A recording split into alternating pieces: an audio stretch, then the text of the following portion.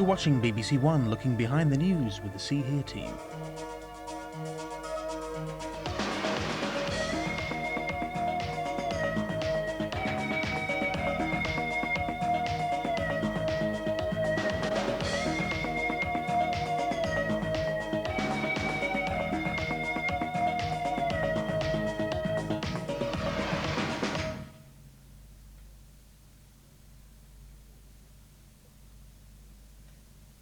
Hello again.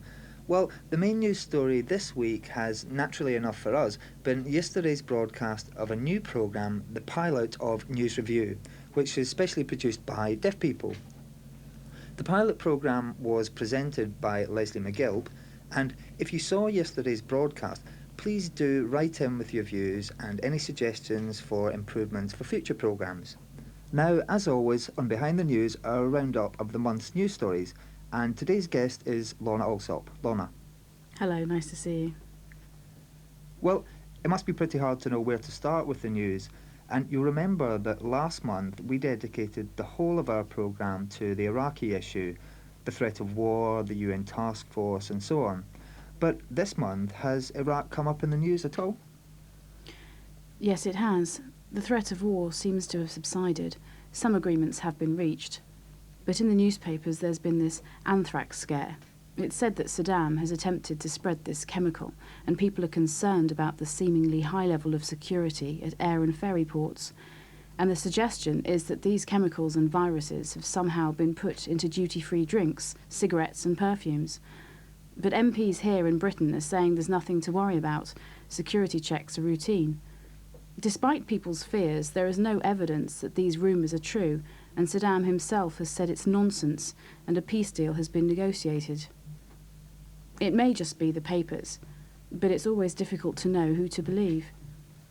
Do you believe what you read in the newspapers, or do you believe the MPs? And it's not just happening here, it's all over the world. It's a bit worrying though, because you don't know whether to buy these things or not if you're in the duty-free shop. So people are frightened and concerned. There always seems to be some sort of a scare story in the paper, and that seems to be one example. Yes, and that was one of them. Another concern is the worry that some parents have with, the MMR vaccination for babies, mumps, measles and rubella. Well, some parents are a bit reluctant to have their children vaccinated because of a report in the paper which said that a study has established a link between the MMR and autism, and also some bowel diseases. This link has been suggested, which is putting parents off the vaccination. But the medical profession are urging parents to have their children vaccinated to protect them, because without it they will die, well, could die, or become very ill. And what's worse, if they do catch these illnesses, like measles, they could pass them on to other babies.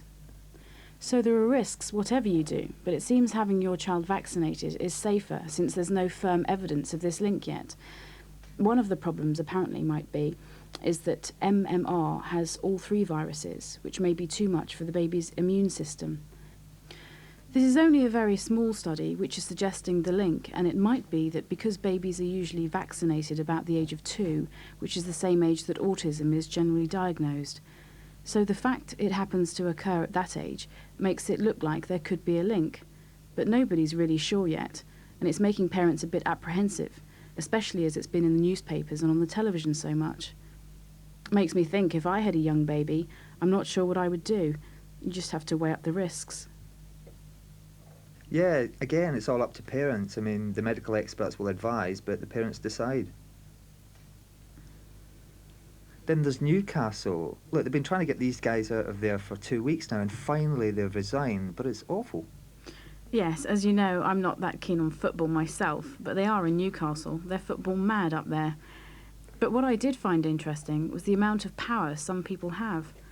Money brings power, and as you know, football is all about money these days. It just shows the power they have. This story is about these two. I think they should have been sacked. They were both directors. They didn't own it, but I think they own about 60% of the shares, so they thought they had nothing to fear. But the idea of sacking them was all to do with some awful things they said about the people of Newcastle. Really offensive stuff. It all happened during an interview for a newspaper. They knew it was for publication, but thought a couple of things were off the record, and the paper printed them, like some things they said about the women of the area, being tarts and slags and easy, which really offended the Newcastle people. If it was me, I'd want them out. Then there was the way they talked about the fans. They said they were idiots, went on about how they could buy these strips really cheaply and sell them onto the fans at inflated prices, and how stupid the fans must be. Terrible things, they said, and people used to look up to them and have now really turned against them. At first they said they weren't going to resign, and people were getting really angry. But the father of one, who had been chairman in the past, stepped in and took over from his son again, which I'm really pleased about. So they've gone. They've both gone abroad because of the embarrassment. But what a way to treat people. Oh yeah, I agree. Well, Lorna, that was a fascinating roundup there, and I wish we had more time, but unfortunately we don't. Thank you very much. Thank you. Well, now to an international item and a special report from, well, see if you can guess.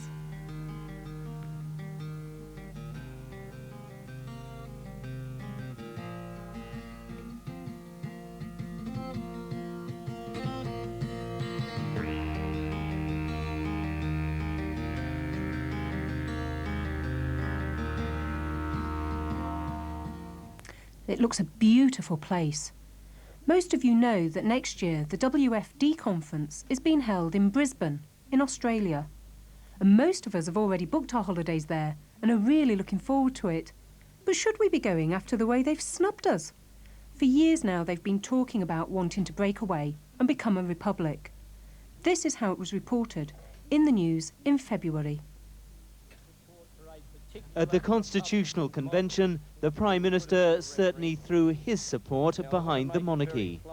I do not support the present system out of some nostalgia for a British past or for the singing of God Save the Queen. I support it because through an accident of history and the maturity of the Australian people, we have embraced to ourselves a system of government that is the envy of this world. The vote in favour of a republic was passed with an overwhelming majority.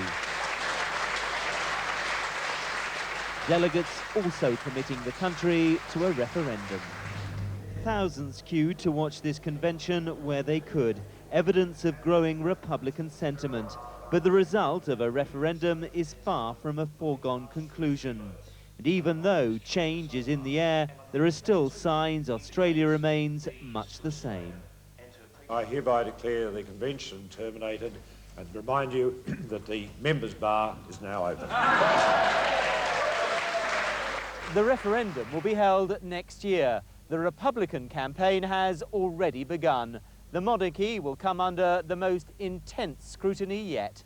Michael Peshart, BBC News, Canberra.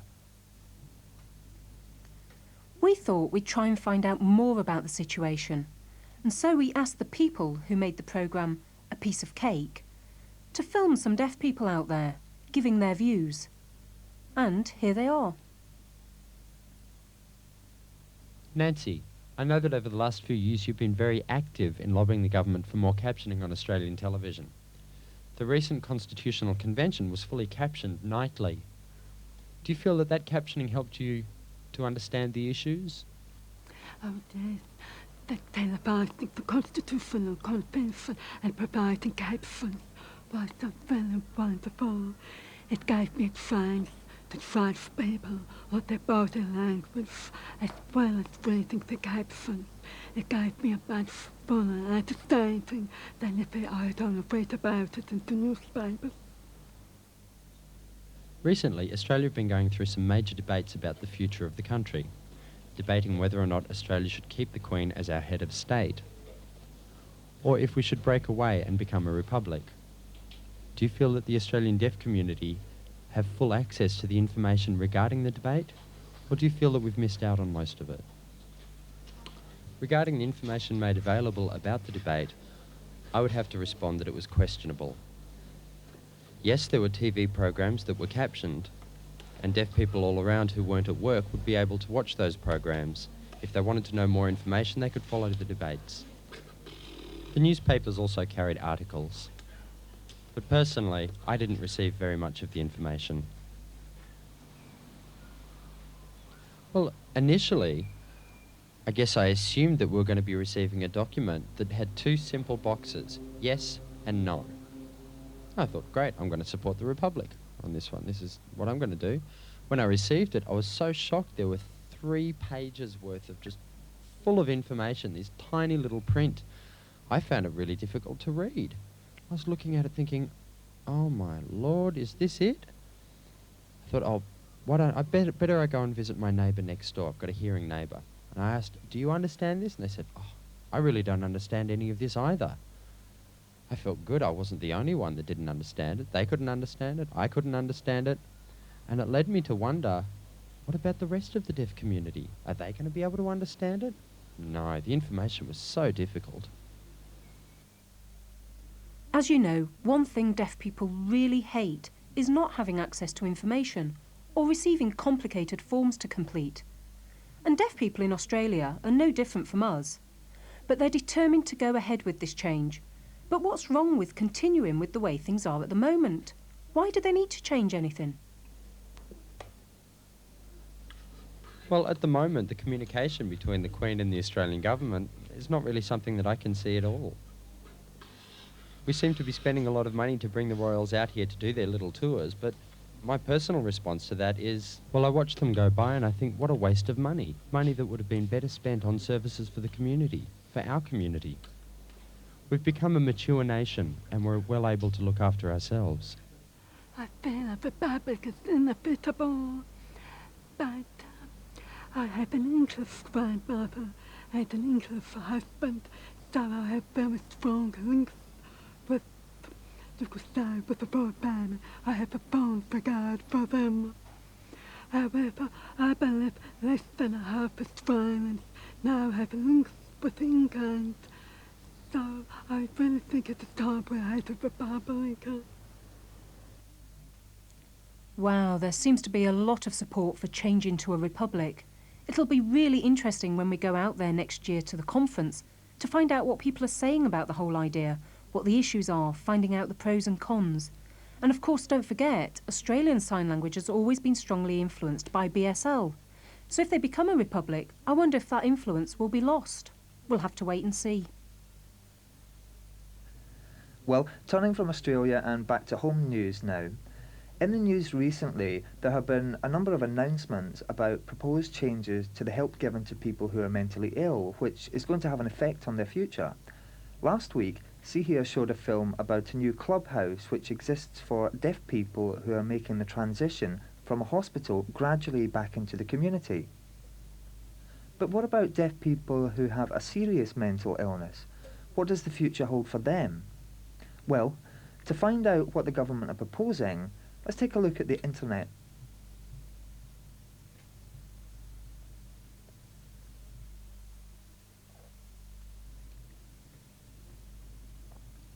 Well, according to this, it seems that what the government are proposing to do is to close the UK's 3 maximum security hospitals.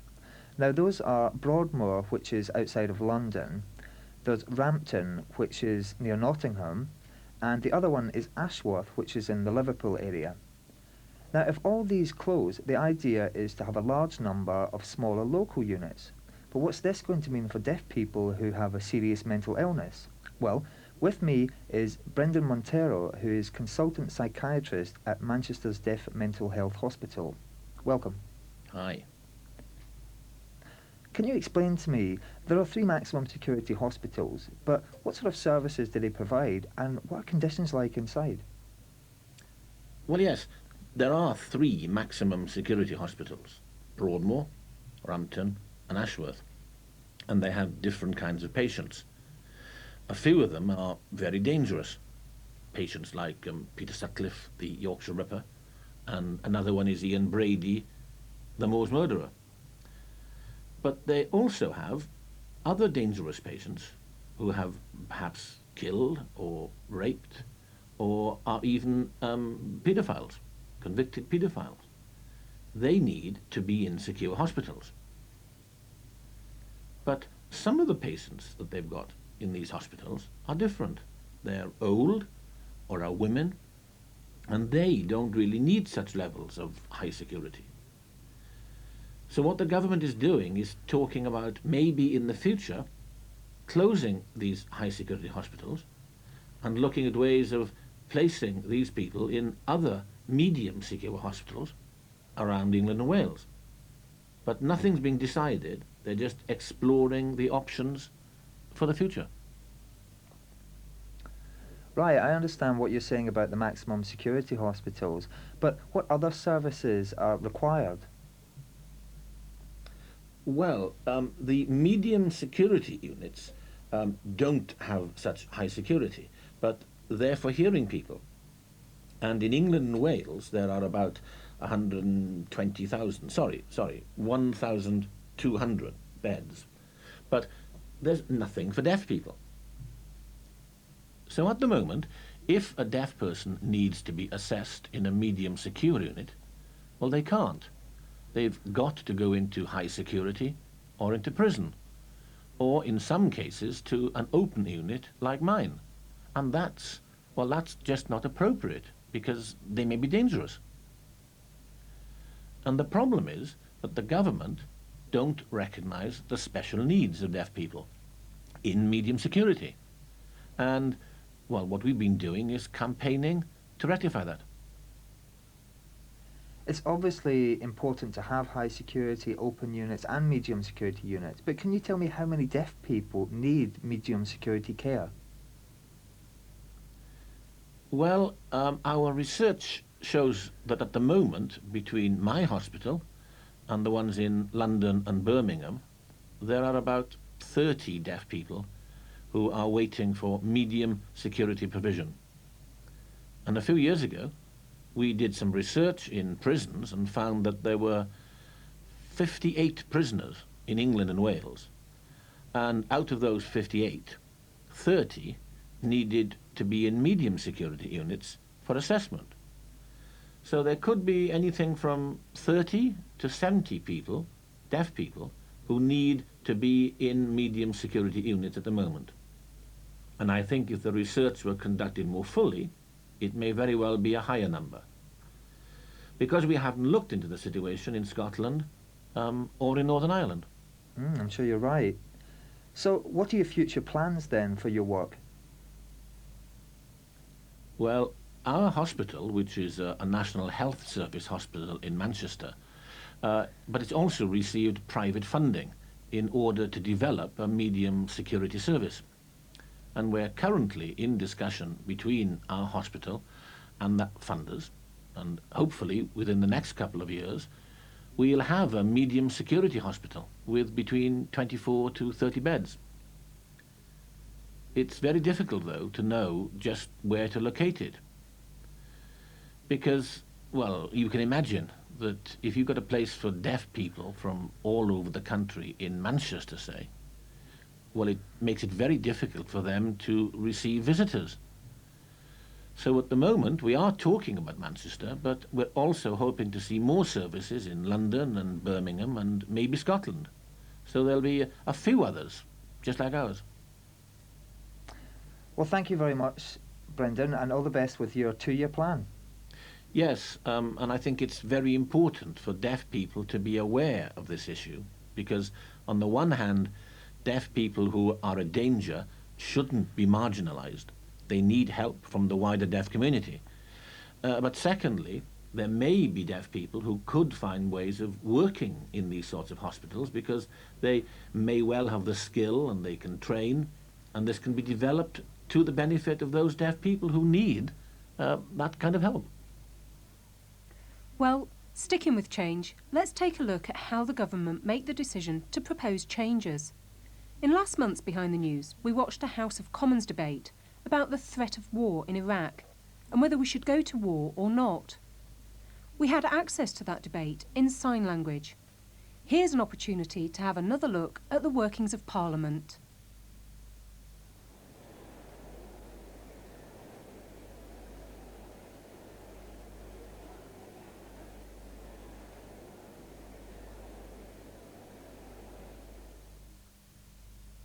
There are a number of parliamentary committees, and the MPs in the committee responsible for media, having just returned from a fact-finding tour in America, summoned 4 BBC executives to answer some tough questions.